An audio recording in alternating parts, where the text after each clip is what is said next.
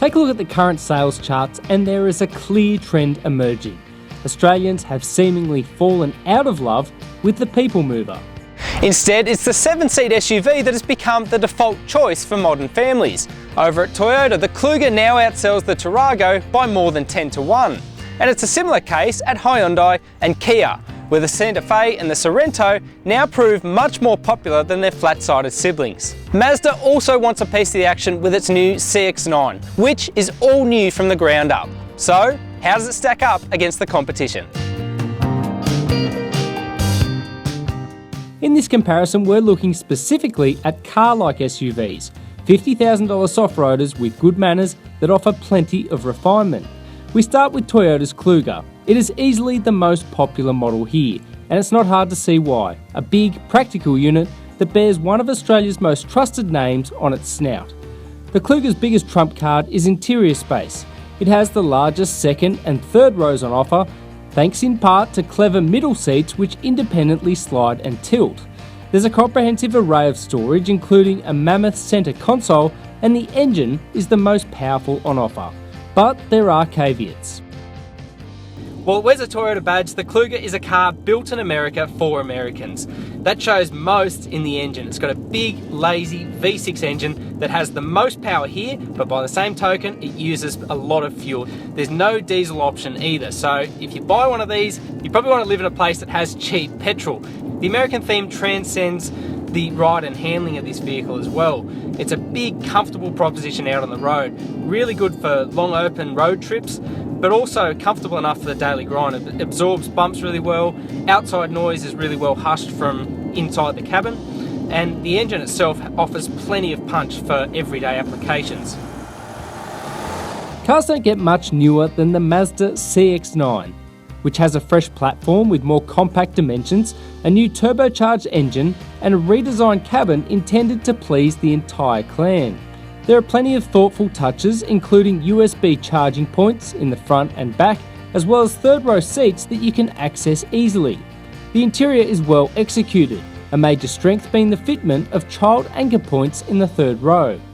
A standout for the Mazda is its basic safety equipment, comprising automated emergency braking, blind spot monitoring, and rear cross traffic alert as standard.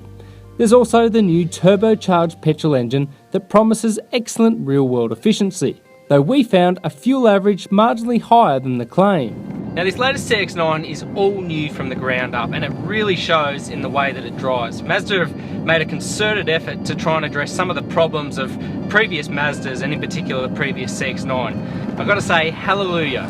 The road noise that we've whinged about for so long is now gone in this model. Anecdotally, it was actually the quietest car on test, and it is really refined. It just enhances some of the other aspects of the car that are so much better than the predecessor. I really like the ride and handling in this particular model. It's a really good trade-off between agility and comfort. It's the sort of blend that you'd want in an everyday 7-seat SUV. It's a similar story with the engine. It's a really willing little powertrain. It's the only turbocharged petrol engine on the Mazda fleet, and it really does strike up a neat balance between efficiency and power.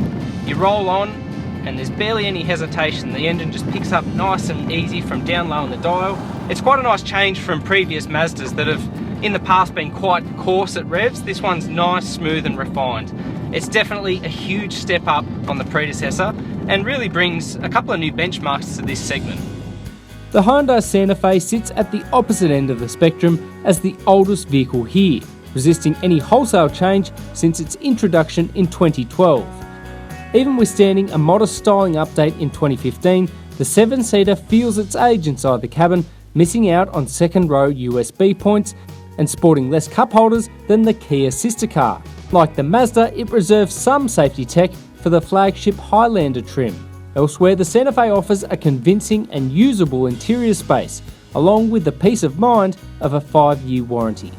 Now, similarly, the Hyundai is middle of the road in terms of the way it drives as well. It's the lightest car here by about 70 kilos, and straight away that helps enable a fairly car-like driving behaviour. I like the way that it holds poise through corners. The steering offers enough feedback for this sort of vehicle, and it is a really nice, sure-footed thing out on the road. In terms of criticisms, it is a little bit noisy over bumps. If you hit harsh imperfections in the road in particular, you'll notice quite a thud through the cabin. By the same token, small amplitude imperfections really tend to be reflected into the cabin, so it feels as though the ride doesn't settle quite as well as what you'd find on the likes of the Mazda. Now the Hyundai gets the same 2.2 litre turbo diesel as what's found in the Kia. The only downfall really is that it tends to flare a little bit at revs, and I say that in the context of the turbo petrol in the Mazda, which is much more polished and refined out on the road. The Kia enters this bout as Drive's benchmark family SUV, having won its category in our coveted Car of the Year awards. Above all else, the Kia's huge strength is a 7-year factory warranty. Its equipment rates line ball with the competitors, with a reversing camera, sat-nav and front and rear parking sensors, but no safety driver aids to speak of in this SLI variant. The Kia is just shy of the Toyota on rear seat space, and its rear cabin plastics tend more towards durability rather than comfort. Now, although they're the same car underneath, it's amazing just how different the driving behaviours are between the Hyundai and the Kia. There's a couple of key differences in calibration. One is the steering. Although the steering isn't quite as direct on the Kia, it does transfer bumps in the road a little bit more. That carries over to mid-corner bumps, but also on coarse chipped surfaces. It does seem to reflect some of the grumbling in the road a little bit more.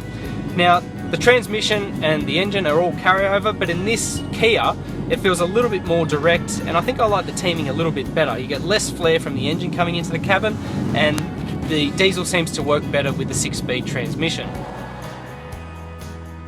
Ultimately, this comparison comes down to a 2-horse race. If safety and on-road refinement are important, well then the odds start to weigh up in favour of the Mazda.